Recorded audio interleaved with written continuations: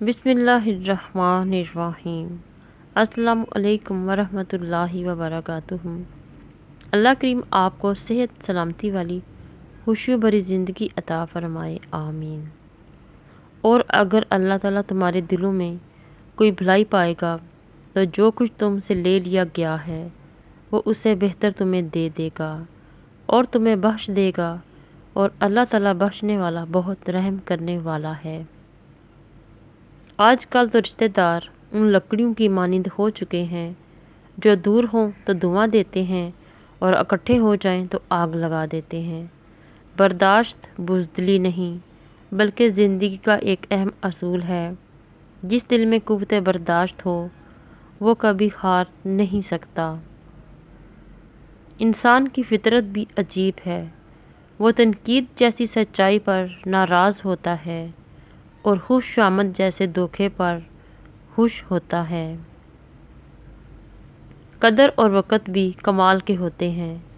جس کی قدر کرو وہ وقت نہیں دیتا اور جس کو وقت دو وہ قدر نہیں کرتا۔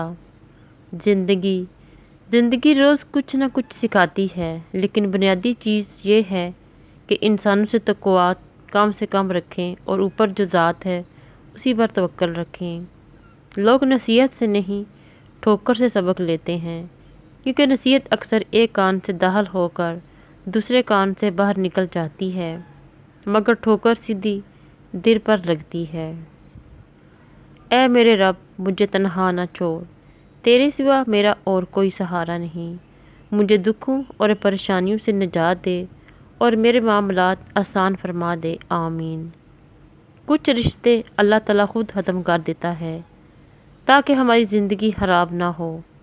بے شک اللہ تعالیٰ جو کرتا ہے وہ بہتر کرتا ہے۔ آپ کا بڑا سرمایہ وہ لوگ ہیں جو آپ کی غیر موجودگی میں اپنے رب سے دعاؤں میں آپ کے لیے خیر مانگتے ہیں۔ نفرت پھیلا کر لوگوں کے دل جیتنا بہت آسان ہے، سچ سنا کر لوگوں کے ذہن جیتنا بہت مشکل۔ ہمیشہ زندگی اس طرح بسر کریں کہ دیکھنے والے تمہارے درد پر افسوس کی بجائے تمہارے صبر پر رشک کریں۔ جو دل دوسروں کو تکلیف میں دیکھ کر بے قرار ہو جائے تو جان لو اس دل میں اللہ تعالیٰ بستا ہے۔ کم ترین علم وہ ہے جو زبان پر رہے، اور بلند ترین علم وہ ہے جو انسان کے کردار سے ظاہر ہو۔ اکیلا ہونا اور اکیلا رونا انسان کو بہت مضبوط بنا دیتا ہے۔ منافق کی ہمدردی دشمن کی تلوار سے کہیں زیادہ خطرناک ہوتی ہے۔ انصاف کے لیے اکیلے لڑنا پوری دنیا کا سلطان بننے سے بہتر ہے۔ وقت، دوست اور رشتے انسان کو مفت میں ملتے ہیں، لیکن ان کی قیمت بچھڑ جانے کے بعد معلوم ہوتی ہے۔ گندی سوچ اور پاؤں کی موچ کبھی انسان کو آگے بڑھنے نہیں دیتی۔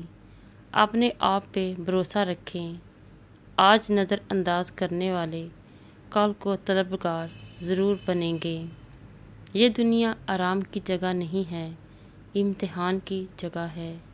تعلقات اکثر قصور سے نہیں، ذہن کے فتور سے خراب ہوتے ہیں۔ روزانہ اس دنیا سے لوگوں کا رخصت ہوتے رہنا زندہ رہنے والوں کے لیے ایک بہت بڑی نصیحت ہے۔